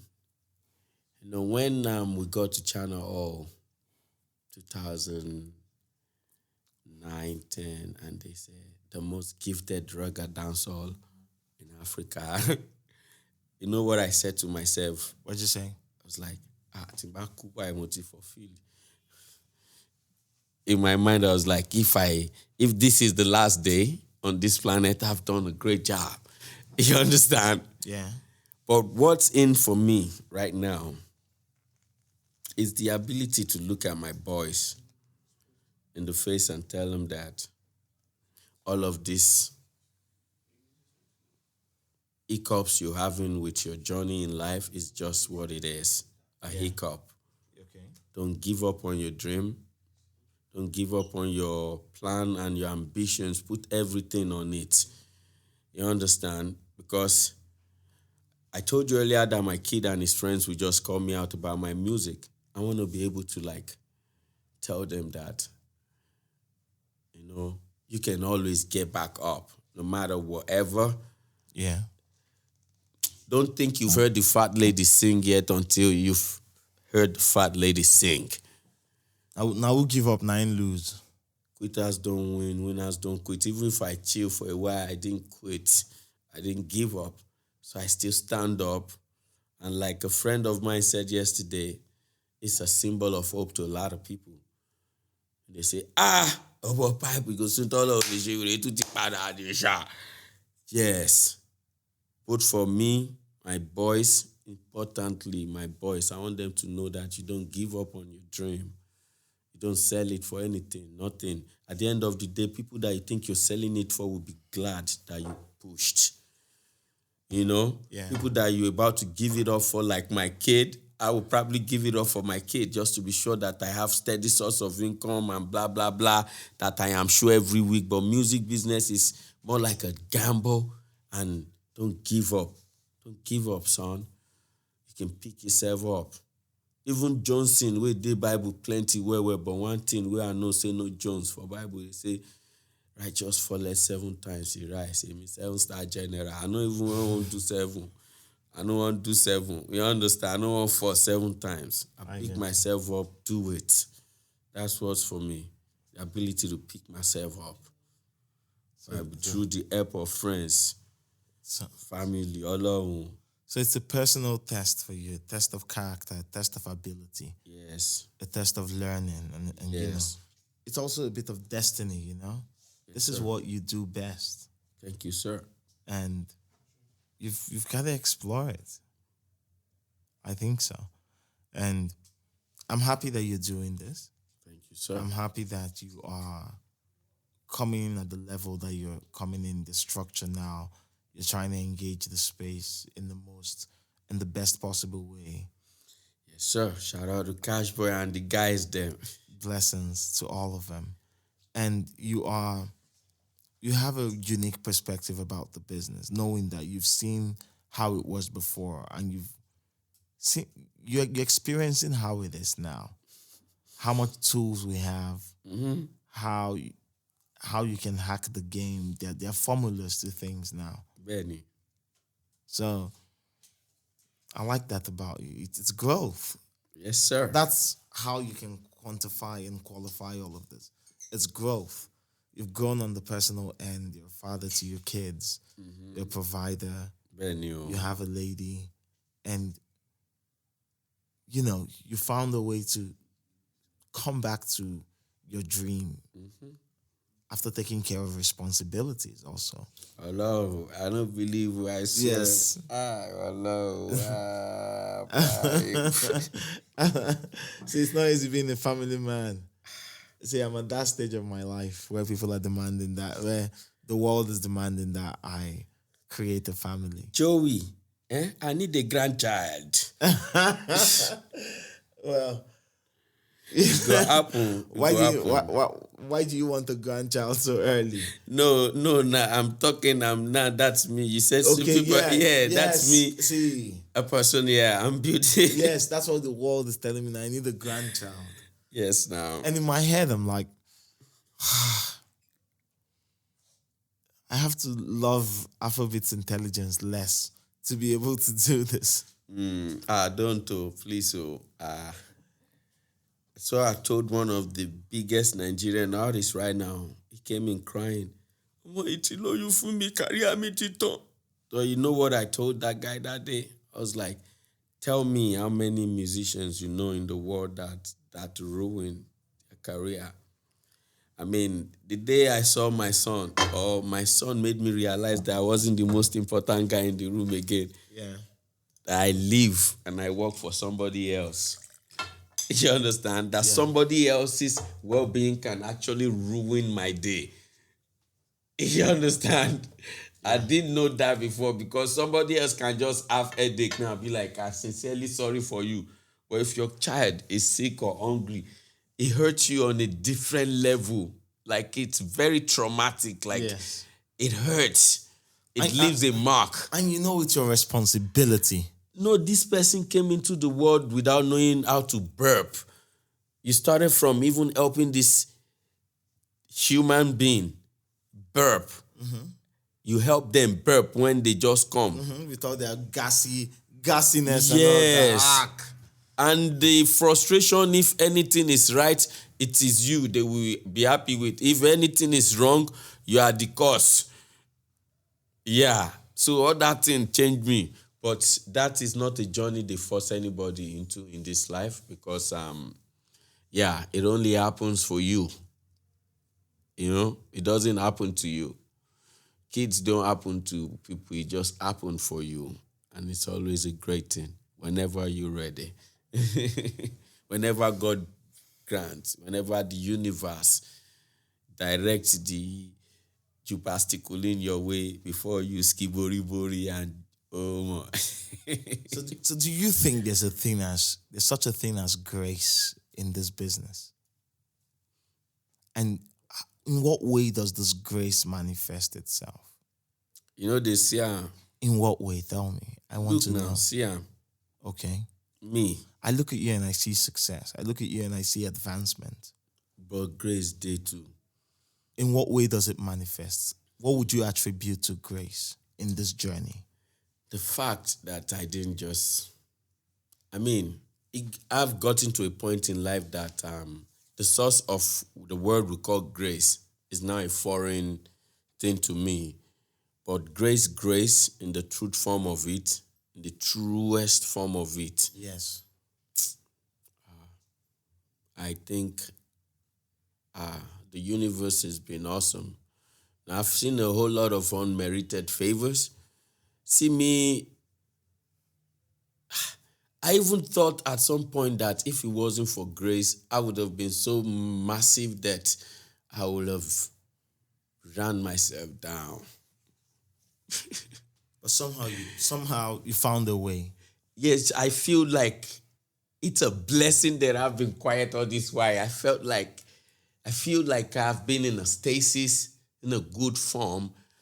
They say that some school of thought say if you are somebody that is talented and you gain the height of your fame at around the age, in your teenage years, you will never become old mentally. Yeah. Because you stop learning at that moment. Some real things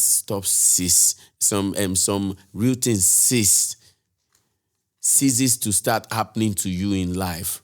Like say you be like 16 years old, you blow, that 16 years old, I don't think people usually outgrow that age, even if they in their 60s, they don't get to experience life anymore. Life just ceases to be real because everybody around them is paid. Yeah. Everything around them is curated. They are insulated from existence. Yes. Every day is a movie. The time that I know Very that well I wasn't that handsome. orchestrated. Wait, when I now found out that I wasn't all that handsome, that it was General Pype that they like in Nigeria. You know that my normal charm that I will go and I'll just pay a little more attention to you and just talk to you, and somebody find that charming, they just be like, yeah, so what? You understand? Oh no. Yes. That must have been so humbling. Where?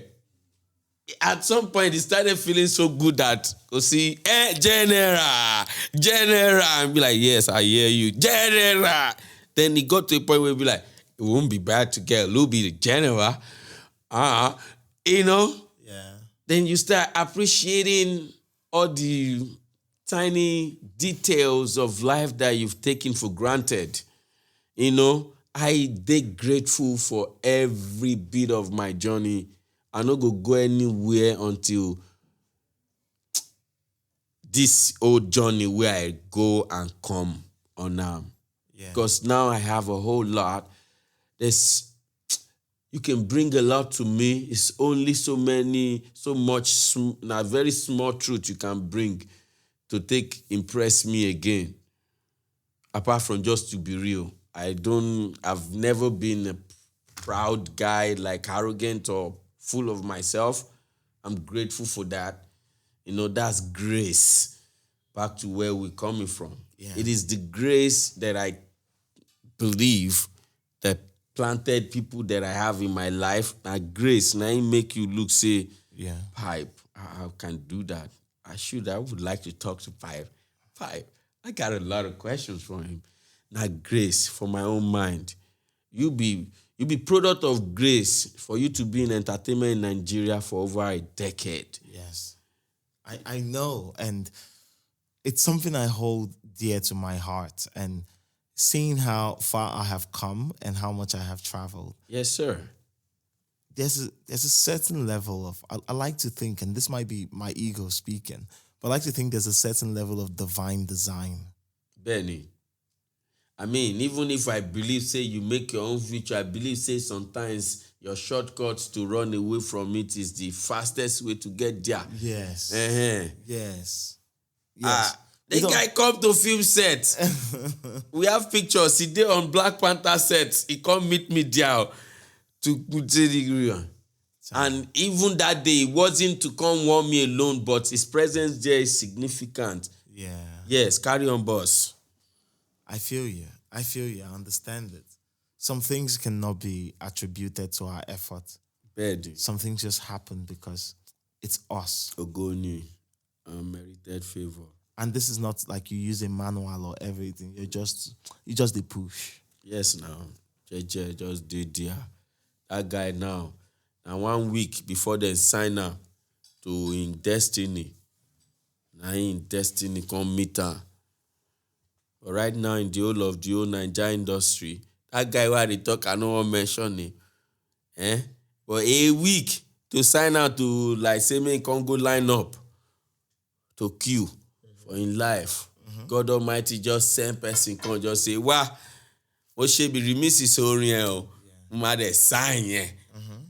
Láti bẹ̀ lọ báyìí, the whole of the whole Africa and the whole world, that guy is like the upness. But I will keep that name to myself. No, hold on. Yeah. We'll all see it all unfold. Yes, sir. We'll see it all unfold. Yes, and sir. Just before, we've done this for 2 hours now. Mm-hmm. Like, this has been a great conversation. I love you, my brother, man. Shit, wicked, nice. This has been a great conversation. This has been a very good conversation. Thank you. I'm enjoying this. Thank you for your hospitality. This is good cognac. Respect. The lighters have been sparking. Yeah, it's been sparking also. And, really Old Testament hospitality. Thank you, bro. And thanks for being open and for being candid with me. And talking about this. And also, it's good to see you. It makes me happy to see you and see where you are in life and how you are navigating existence, not even beyond music. You're a father. You have things that are beyond the public, things that are for yourself. That's right. That's beautiful, man. Well done. Thank you, sir. Once again, cheers. I think you filled your glass. Yeah, no, it usually is, I always pour a sip. Oh, I get you. Only a sip. Yeah, let's just down this ones then. Yes. Cheers, brother. Thank you, Joey Akan. Thank you. It's good to be seen. So just before we go,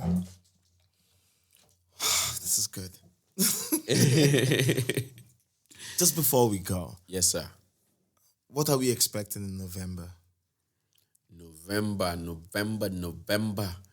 Basically, when we started off this whole re-engineering, reloading, and replugging of Pype, we were like, single, pa.